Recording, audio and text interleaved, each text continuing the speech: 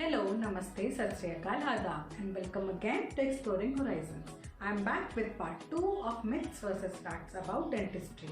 I hope मेरी पहली video देखकर आपकी कुछ धारणाएं बदली होंगी और मेरी पहली वीडियो के सपोर्ट के लिए आपका बहुत शुक्रिया। तो चलिए बिना किसी देरी के कुछ और ऐसी ही धारणाओं के पीछे की असलियत जानें। Brushing harder cleans better. Brushing harder actually does opposite to cleaning teeth. मतलब ज्यादा हार्ड ब्रश करने से आपके दांतों की सफाई होने से ज्यादा उनको नुकसान पहुंच जाता है। वो आपके दांत हैं, आपके शरीर का एक बहुत जरूरी हिस्सा है, कोई कपड़े या बर्तन नहीं जो आपको रगड़ कर साफ करने हैं। आप जितना हार्ड ब्रश करेंगे दांतों की आगे की कवरिंग या एनामल उतना ही ज्यादा घिसेगा और मसूड़ों को उतना ही ज्यादा नुकसान होगा। आगे चलकर मसूड़े दांतों को छोड़कर नीचे आने लगेंगे, जिससे कि दांतों के बीच में गैप्स आ सकते हैं और खाना फंसना शुरू हो सकता है, जिससे आगे चलकर बहुत सी बीमारी होने का खतरा होगा। तो याद रखें, रोज 2 बार 1 से 2 मिनट जेंटली आराम से दांतों की हर तरफ को ब्रश करें और सॉफ्ट टूथब्रश यूज करना मत भूलिएगा। Chewing gum works like brushing. No, chewing gum is not a replacement for brushing your teeth. ये सच है कि कुछ च्युइंगम ऐसे आते हैं जो आपकी ओरल हेल्थ थोड़ी बेटर करने में और बैड ब्रेथ दूर करने में हेल्प करते हैं, पर कुछ लोग च्युइंगम को ब्रशिंग का ऑल्टरनेटिव समझने लगते हैं। Dentist sugar free chewing gum recommend भी करते हैं, पर उसके पीछे का मोटिव ये होता है कि आप टॉफीज कैंडीज ना चबाएं, बल्कि वो शुगर फ्री च्युइंगम चबाएं, और इसलिए ही नहीं कि आप ब्रशिंग ही ना करें। तो याद रखिएगा, भले ही कुछ च्युइंगम आपको बैड ब्रेथ से दूर कर सकते हैं, पर वो कभी भी ब्रशिंग की जगह नहीं ले सकते और वो ब्रशिंग का ऑल्टरनेटिव नहीं बन सकते। वाइट टीथ और हेल्दी टीथ। लोगों के अंदर ये धारणा है कि सफेद दांत हैं तो हेल्दी ही होंगे, पर सच्चाई ये है कि जब दांत नए नए मुंह में आते हैं तो वाइट होते हैं, पर वो वक्त के साथ धीरे धीरे अपनी शाइन खो भी सकते हैं। अब इसके पीछे एक कारण उम्र बढ़ना भी हो सकता है, क्योंकि हमारे दांत की ऊपरी कवरिंग सफेद होती है और उसके नीचे की कवरिंग हल्की सी येलोविश या उसमें हल्का सा पीलापन होता है। तो धीरे धीरे वक्त के साथ ब्रश करते करते खाते खाते आपके दांत हल्के हल्के पीले हो सकते हैं, क्योंकि आगे की लेयर हल्की सी घिस जाती है, या हो सकता है कि कोई स्टेनिंग या कोई दांतों को नुकसान पहुंचा हो जिससे कि उनका कलर बदल रहा है। इसलिए दांतों को ब्लीच या सफेद कराने के पीछे ना पड़ें, बल्कि अपने डेंटिस्ट के पास जाकर उनको कारण को समझने दें कि आपके दांत आखिर क्यों पीले पड़ रहे हैं। Charcoal toothpaste is better. Charcoal toothpaste की व्हाइटनिंग के लिए मार्केटिंग की जाती है, पर एक्चुअल में सच ये है कि चारकोल टूथपेस्ट आपके दांतों को प्रोटेक्शन कम देते हैं। मैं ये नहीं कह रही कि चारकोल टूथपेस्ट बुरे हैं, पर मैं ये भी नहीं कह रही कि आप ऐड देखकर सिर्फ चारकोल टूथपेस्ट ही यूज करें।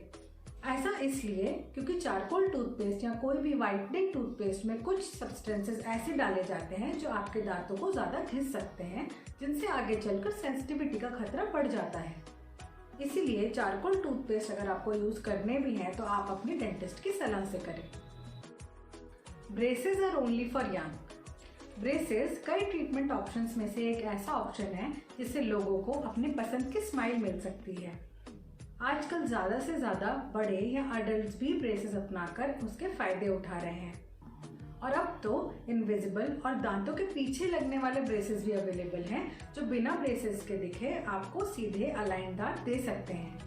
पर आज भी लोगों में धारणा ये है कि ब्रेसेस सिर्फ टीनेजर्स या छोटे बच्चों में लगाए जाते हैं, पर एक्चुअल में सच ये है कि सीधे अलाइन दांत किसी भी उम्र में पाए जा सकते हैं। और ज्यादा जानने के लिए अपने डेंटिस्ट से मिलें, क्योंकि हर ट्रीटमेंट की अपनी लिमिटेशंस भी होती हैं।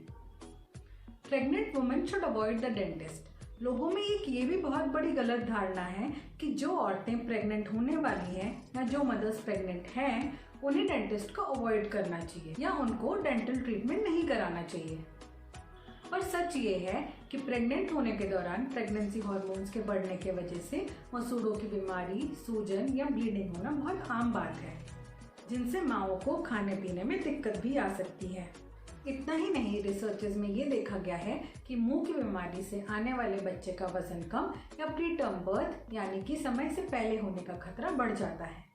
तो सारे डेंटिस्ट यही रिकमेंड करते हैं कि सारी प्रेग्नेंट वुमेन या औरतें जो प्रेग्नेंट होना चाहती हैं वो भी डेंटल चेकअप ज़रूर से ज़रूर करवाएं।